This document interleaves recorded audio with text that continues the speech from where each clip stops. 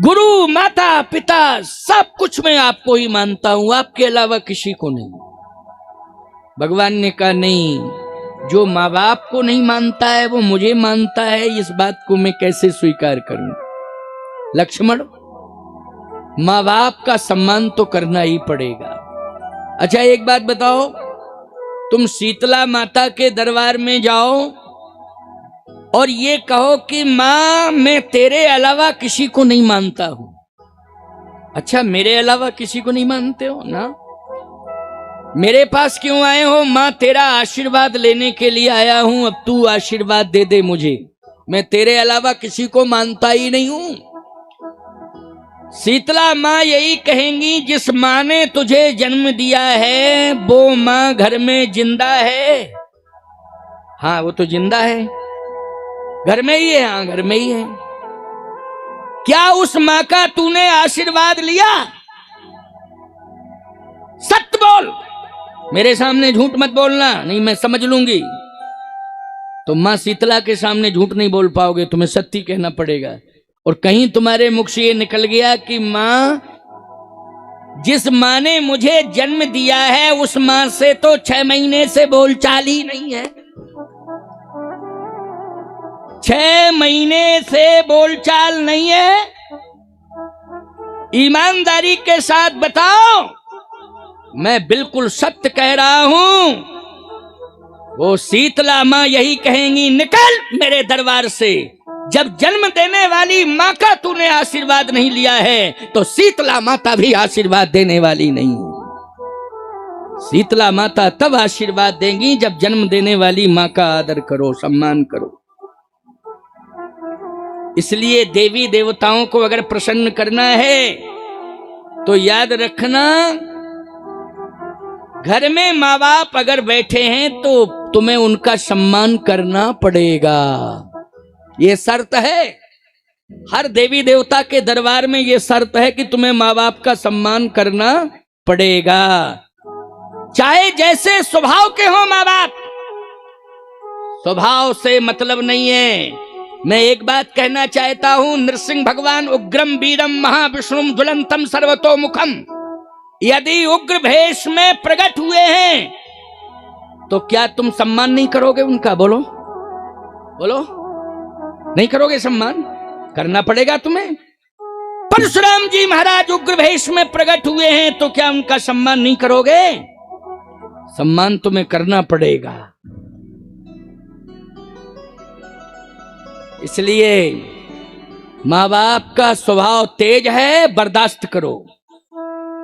माँ बाप कुछ बोल रहे हैं, सुन लो, संकोच मत करो, क्रोध मत करो, अपमान मत करो। बस इस बात को सुन लो, तभी रामायण की कथा सुनने के अधिकारी हो, वरना रामायण की कथा सुनने का कोई अधिकार नहीं है। जो माँ बाप का आदर नहीं करेगा, उनके स्वभाव के कारण उनका अपमान करेगा, याद रखना भगवान के दरबार में वो स्वीकार नहीं किया जाएगा। बहुत स्पष्ट बोल रहा हूं। क्यों? मां ने क्या क्या नहीं किया है। मां ने इस धरती पर तुम्हें लाने के लिए जिंदगी और मौत की लड़ाई लड़ी है, अपने प्राण दांव पे लगाए हैं, तब तुम इस धरती पर आए हो। इसके बाद फिर मां ने तुम्हें उठाया और हृदय से लगाया। इसके बाद भी तुमने शिशुपन में, अबोध अवस्था में, ऐसी ठंडी पड़ रही है कड़ाके की, लेकिन बिस्तर अगर गीला कर दिया है तो बोलो रात्रि में मां की नींद चली गई और मां ने बिस्तर को सूखा किया है और फिर तुम्हें सुलाया है।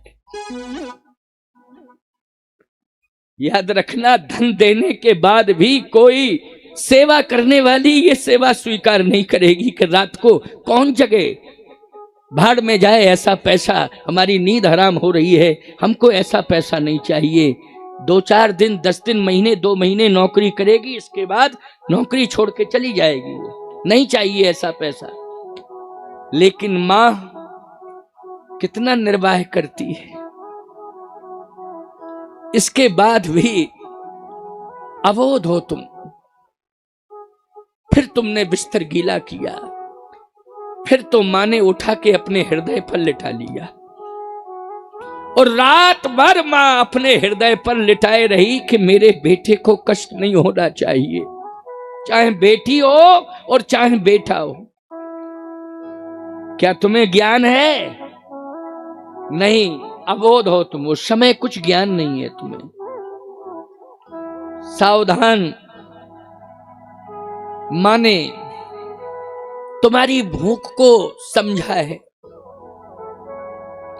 जितने बार भी जिह्वा पर चहक आई तुम्हारे, उसी समय मां उठ पड़ी और तुरंत उसने तुम्हारी भूख बुझाई। बोलो, भूख बुझाई कि नहीं? उसने तुम्हारी भूख बुझाई, तुम्हें भूखा नहीं रहने दिया। यह है मां। क्या शीतला मां नहीं देख रही है कि क्या कर रही है मां? क्या दुर्गा मां, सिंहवाहिनी मां नहीं देख रही है कि क्या कर रही है मां तुम्हारे साथ? क्या वैष्णव मां नहीं देख रही है कि क्या कर रही है वो जन्म देने वाली मां? इसलिए हर देवता जानता है कि मां की कठिन तपस्या होती है, मां की कठिन तपस्या होती है। हर देवी देवता जानते हैं। पिता ने भी, तुम उठ नहीं पाते थे तो हाथ बढ़ाया, उंगली पकड़ा, तुम्हारा हाथ पकड़ा, उठाया उसने। उठाया कि नहीं उठाया? और फिर तुम्हें धीरे धीरे चलना सिखाया है। ये कौन करता है? ये पिता करता है। फिर एक कमरे से ले जाता, दूसरे कमरे में ले जाता, तीसरे कमरे में ले जाता, आंगन में घुमाता है। बोलो, ये चलना किसने सिखाया है? बोलना मां ने सिखाया है और चलना बाप ने सिखाया है। इस आशा विश्वास के साथ मां कहती है कि मैं बोलना सिखा रही हूं, बुढ़ापे में मेरा बेटा भी मुझसे अच्छा ही बोलेगा। क्यों? इसी आशा विश्वास के साथ। और पिता ने इसलिए उंगली पकड़ करके चलाया है कि आज तुमसे नहीं चला जा रहा है बेटा, तुम्हें तेरी एक उंगली पकड़ करके तुझे दूसरे कमरे में ले जा रहा हूं, तीसरे कमरे में ले जा रहा हूं। जिस दिन मैं 80 साल का हो जाऊंगा तो तू भी मेरा हाथ पकड़ के एक कमरे से मुझे दूसरे कमरे में पहुंचा देना। बस केवल इसी आशा के साथ आज मैं जिंदा रह रहा हूं। बुढ़ापे में याद आती है, इसलिए बुढ़ापे में माँ बाप के साथ दुर्व्यवहार नहीं करना है। माँ बाप का स्वभाव चाहे जैसा हो, लेकिन बर्दाश्त करना है, बर्दाश्त करना है। कितने लोग हैं, अगर पत्नी चिड़चिड़े स्वभाव की आ गई तो बर्दाश्त करते हो कि नहीं करते हो? बर्दाश्त करते हो। और नहीं करते हो तो जेल की रोटियां खाते हो। नहीं करोगे तो जेल की रोटियां खाओ, लेकिन बर्दाश्त करना पड़ता है। लेकिन प्यारे, मां कुछ नहीं कहती है, सहती है। कुछ नहीं कहती है लेकिन सहती है। इसलिए ये आदर्श रामायण में भरा पड़ा है। मैं इस उपदेश दे रहा हूं, संदेश दे रहा हूं और आदेश भी दे रहा हूं। कौशल्या अम्बा को प्रणाम करके राम जी गए तो राम जी के मन में यह है कि लक्ष्मण भी सुमित्रा माता को प्रणाम करे, लक्ष्मण भी सुमित्रा मां को प्रणाम करे। केवल इन शब्दों से काम नहीं चलेगा कि गुरु पितमात न जानो काहू, कहो स्वभाव नाथ पतियाहू। नहीं, मैं अभी कौशल्या मां को प्रणाम करके आया हूं, लक्ष्मण भी सुमित्रा मां को प्रणाम करके आवे। ये किसकी इच्छा है? ये भगवान की इच्छा है। भले ही लक्ष्मण कुछ भी बोल रहे हो, भावुक हैं, ज्यादा भावुक हो गए, संतुलन इसलिए बिगड़ रहा है। लेकिन भगवान ने कहा नहीं नहीं, मैं तो संतुलन बनाऊंगा इसका। कहा जाओ, मेरी आज्ञा है, मां को प्रणाम करो और आज्ञा लेके आओ। लक्ष्मण जी ने कहा आपकी आज्ञा है तो जाना ही पड़ेगा। प्रभु की आज्ञा मिली, लक्ष्मण जी आगे बढ़े। मां बैठी है, सुमित्रा मां, लेकिन लक्ष्मण का चेहरा उदास है। लक्ष्मण का चेहरा क्यों उदास है? इसलिए उदास है कि कहीं मां रोक न दे, और यदि मां ने रोक दिया तो प्रभु ये जरूर पूछेंगे कि माँ ने क्या कहा, तो झूठ में बोल नहीं पाऊंगा, ये कहना ही पड़ेगा कि माँ ने रोका है। और कहीं प्रभु ने ये जान लिया, सुन लिया कि माँ ने रोका है, तो फिर प्रभु ले जाने वाले नहीं है। नहीं नहीं, माँ ने रोका है तो तुम नहीं जा सकते। इसलिए चेहरा उदास है। पूछे उमा तू जाए जननी पग, नाये उमा था मन रघुनंदन जान की साथा, मन रघुनंदन जान की साथा। लक्ष्मण का तन है मां सुमित्रा के चरणों में, लेकिन लक्ष्मण का मन है सीताराम जी के चरणों में। उदास है मन, कहीं मां रोक ना दे। जैसे प्रणाम किया तो चेहरा उदास था, मां ने पूछ लिया। पूछे उमा तुम मलिन मन देखी, पूछे उमा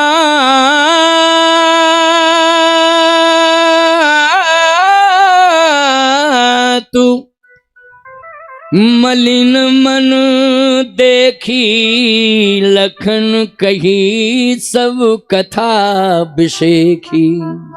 पूछो माँ तुम मलिन मन देखी। माँ ने पूछा कि बेटा उदास क्यों हो, कारण बताओ। अब कैसे बोले लक्ष्मण जी। फिर माँ ने बार बार कहा नहीं नहीं नहीं, बोलता क्यों नहीं है, उदास क्यों है। लक्ष्मण जी ने कहा मैया भैया अयोध्या छोड़ के जा रहे हैं। अच्छा, अयोध्या छोड़ के जा रहे हैं? हाँ। तुरंत बोल पड़ी, तुम रही भाग राम बन जाही, तेरा भाग्य उदय हो गया, तेरे कारण ही राम बन जा रहे हैं, तेरा भाग्य उदय हो गया। लक्ष्मण जी उदास में और उदास हो गए। उदास तो थे ही, लेकिन और उदास। सुमित्रा मैया ने कहा कि तू उदास क्यों हो गया, उदास तो था ही, उदास में उदास क्यों हो गया, क्या बात है। लक्ष्मण जी ने कहा मैया मैं समझ गया कि तू क्या कह रही है। मैया ने कहा अच्छा बता दे क्या समझा तू। तू ये कह रही है कि राम जी बन जाएं, भरत शत्रुघ्न है नहीं, राजा तू बनेगा, तेरा भाग्य उदय हो गया,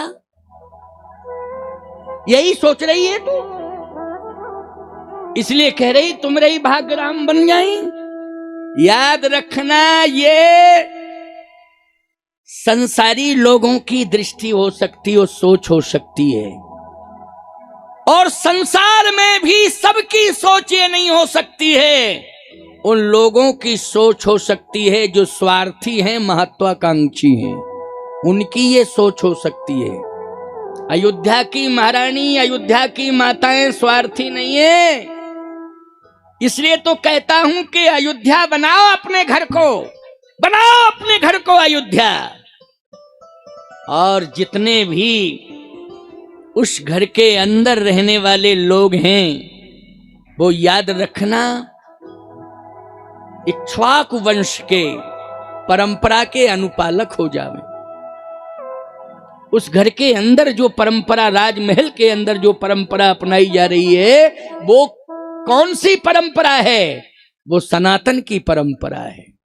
यही हमारे धर्म की परंपरा है। वो धर्म, उसी धर्म का निर्वाह हो रहा है उस वंश में। इसलिए भगवान राम आए हैं, रामो विग्रहवान धर्मा, धर्म ही प्रकट हो गया। जहां धर्म होता है वहां ही धर्म आता है, बोलो भाई। और जहां धर्म नहीं होता वहां धर्म क्या करेगा आखिर।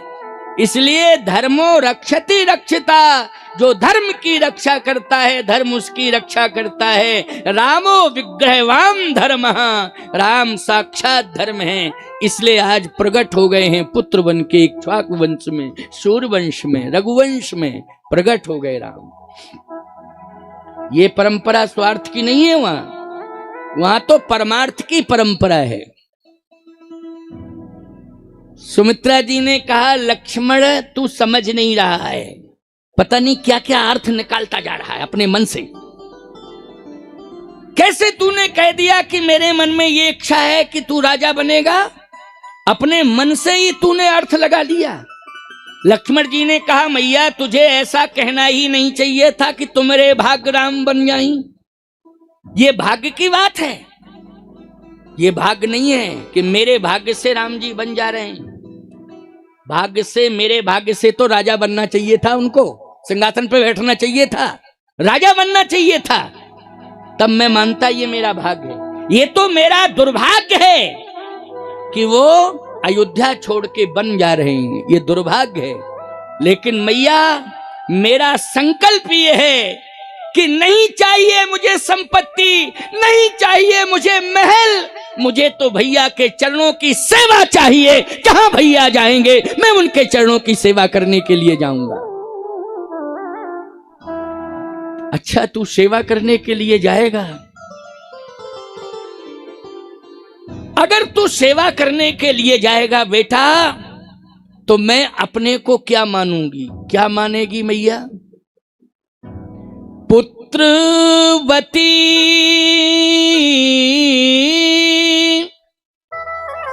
जुवती जग सोई,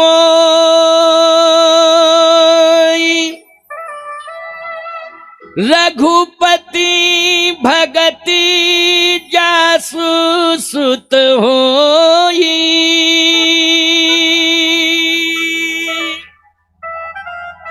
मैं पुत्रवती मानूंगी अपने को, पुत्रवती।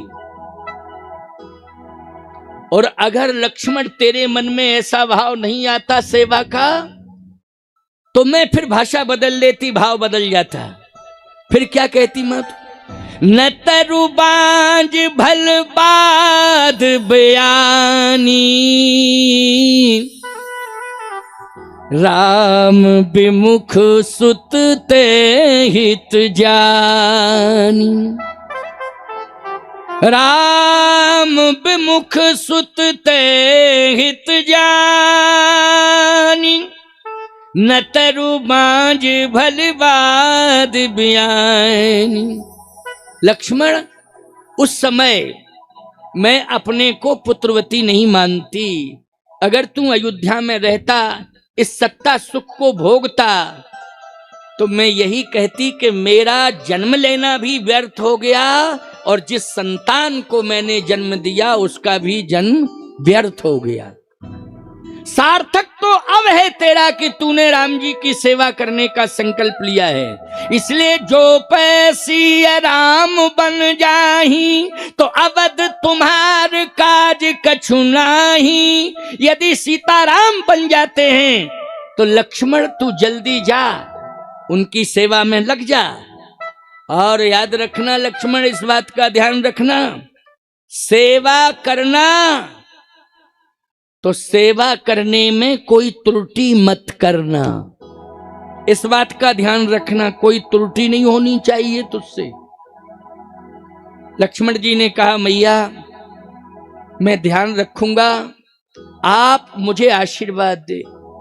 आशीर्वाद दे दे मैया, तेरा आशीर्वाद मिल जाएगा तो सेवा में कोई त्रुटि नहीं होगी। तू आशीर्वाद तो दे, मेरे पास आ जा। जैसे ही पास में बुलाया मैया ने बस हृदय से लगा लिया लक्ष्मण को और सिर पर हाथ रख दिया। जाओ बेटा, मेरा आशीर्वाद है।